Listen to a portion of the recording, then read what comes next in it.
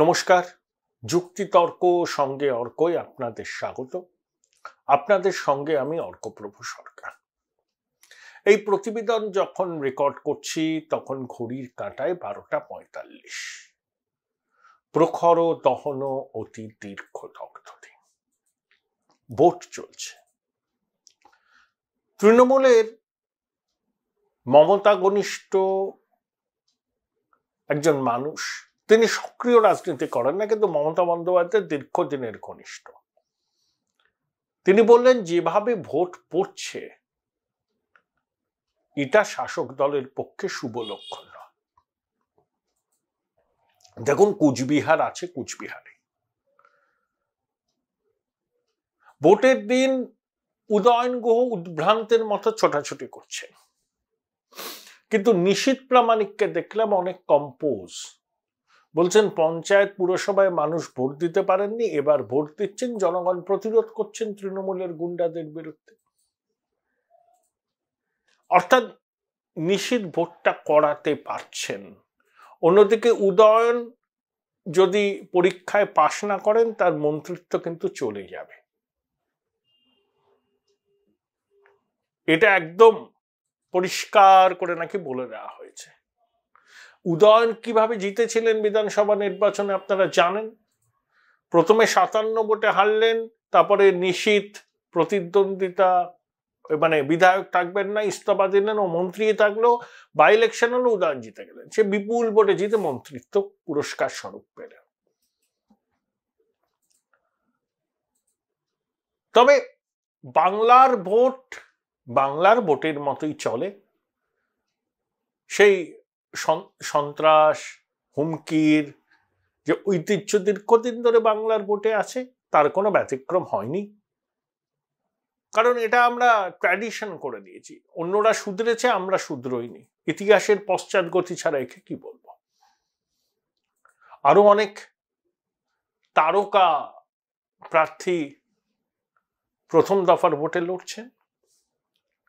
নাগপুর থেকে নিতিন গডকরি, চেন্নাই দক্ষিণ থেকে তেলেঙ্গানার প্রাক্তন রাজ্যপাল তামিলিসাই সুন্দরায়ন, কোয়েম্বাটুর থেকে কে আন্নামালাই, নীলগিরি থেকে একজন কেন্দ্রীয় মন্ত্রী, পিলভিট থেকে জিতিন প্রসাদ, ছিন্দওয়ারা থেকে নকুল নাথ, সবার ভাগ্য পরীক্ষা হবে। ডিব্রুগড় থেকে সর্বানন্দ সোনোয়াল, ত্রিপুরা থেকে বিপ্লব দেব, জম্মুর উধমপুর থেকে জিতেন্দ্র সিং, তিনি প্রধানমন্ত্রীর দপ্তরের মন্ত্রীও বটে, আলোয়ার থেকে ভূপেন্দ্র যাদব, বিকানির থেকে অর্জুন রাম মেঘাওয়াল, এরা সবাই লড়ছেন।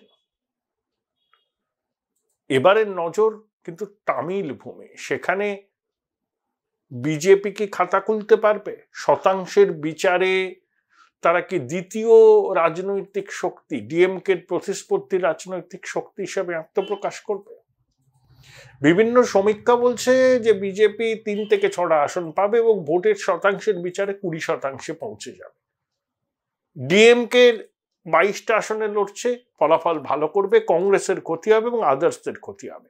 এআইএডিএমকে সঙ্গে বিজেপি কিন্তু জোট ভেঙেছে, কারণ বহুধা বিভক্ত এআইএডিএমকে। জয়ললিতার পরে নেতৃত্ব নিয়ে সংঘাত আছে, কে নেতা হবে।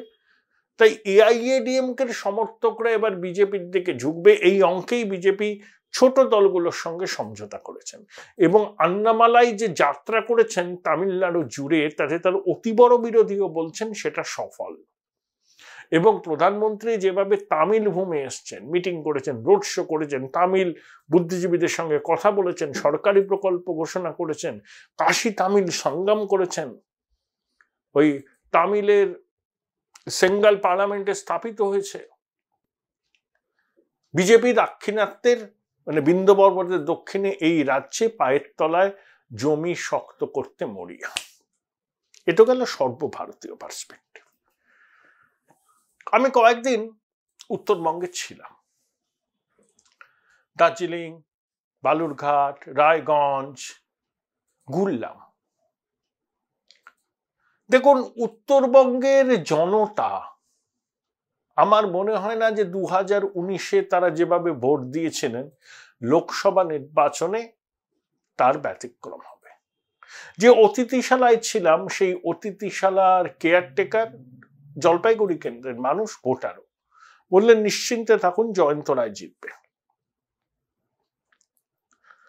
আবার বাগডোগরা বিমানবন্দরে পৌঁছে দিলেন যে গাড়ির চালক, তিনিও রাজবংশী।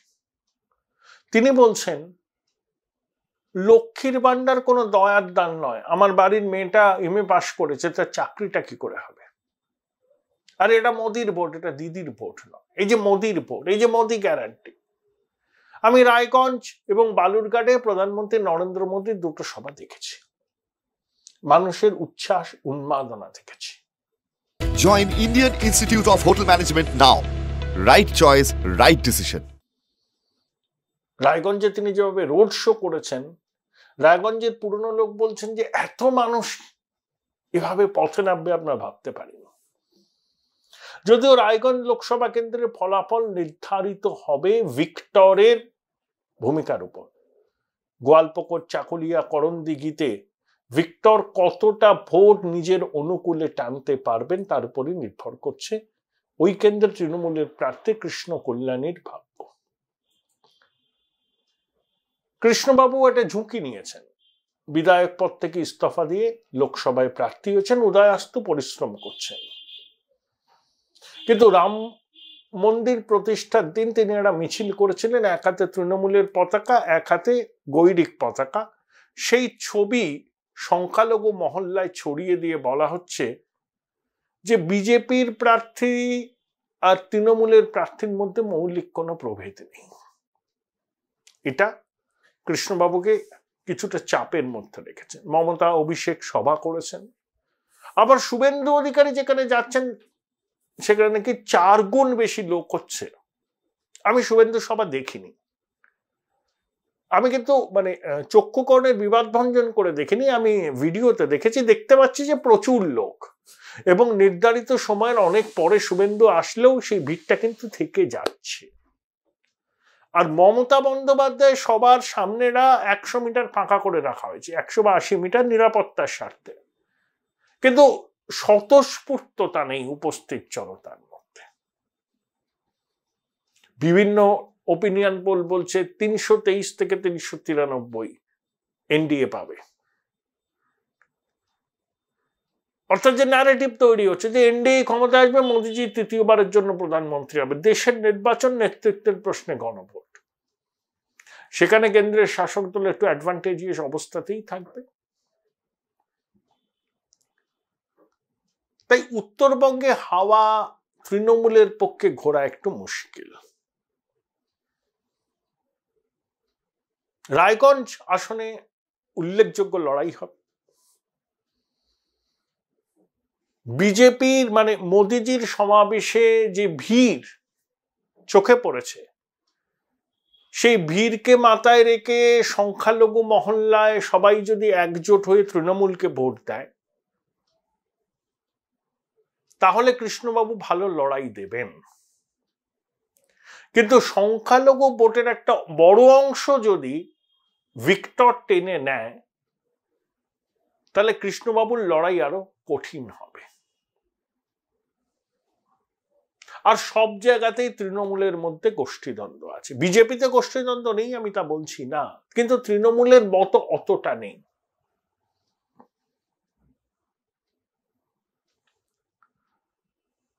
তাহলে উত্তরবঙ্গ, মমতা বন্দ্যোপাধ্যায়, অভিষেক বন্দ্যোপাধ্যায় ঘাঁটি গেড়ে পড়েছেন, একাধিকবার সভা করেছেন, পদযাত্রা করেছেন, পয়লা বৈশাখ কাটিয়েছেন চালসায় মুখ্যমন্ত্রী। আমি যতটা ঘুরেছি, যতটা বুঝেছি, সাধারণ মানুষের সঙ্গে কথা বলেছি, তাদেরকে একটু কনফিডেন্সে আনলে পরে তারা কিন্তু মনের কথা বলছেন। দুটো বিষয় উত্তরবঙ্গের মানুষকে নাড়িয়েছে। এক হচ্ছে দুর্নীতি, নানাবিধ দুর্নীতি, শিক্ষক নিয়োগের দুর্নীতি তো আছেই। 2, রায়গঞ্জ থেকে এমসে চলে যাওয়া কল্যাণীতে, এটা উত্তরবঙ্গের মানুষ ভালোভাবে নেয়নি। 3, এটা কেন্দ্রের ভোট, কেন্দ্রের সরকার গঠন, তৃণমূল সরকারও গঠন করবে না, তো তৃণমূলকে ভোট দেওয়া মানে ওয়েস্টেজ, এইটা একটা ধারণা। 4, হিন্দুত্বের বার্তা, রাম মন্দির নির্মাণের পরে প্রথম রামনবমী পালন। আমি স্বতঃস্ফূর্ততে যা দেখেছি উত্তরবঙ্গের বিভিন্ন জায়গায়, তাহলে রাম আবেগও কাজ করছে। 5, মোদী সরকারের জমানায় গত 10 বছর এরকম করে দুর্নীতির অভিযোগ নেই।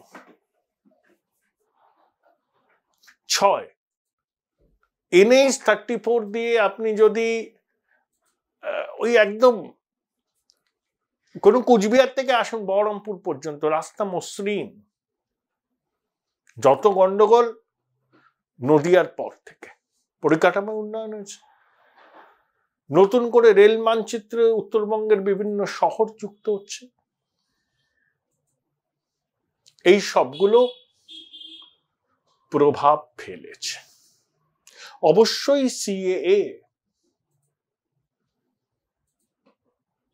আমার মনে হয় উত্তরবঙ্গে তৃণমূলের পক্ষে হাওয়া গোড়াতে মরিয়া চেষ্টা করেছিলেন মমতা অভিষেক। তাদের সাফল্য নিয়ে আমার মনে প্রশ্ন আছে, সংশয় আছে। উত্তরবঙ্গ 2019-এ যে ফলাফল দেখিয়েছিল তারই পুনরাবৃত্তি ঘটার সম্ভাবনা। আর রায়গঞ্জ আসনের ফলাফল নির্ভর করছে ভিক্টরের কতটা ভোট সে টানতে পারে তার উপর।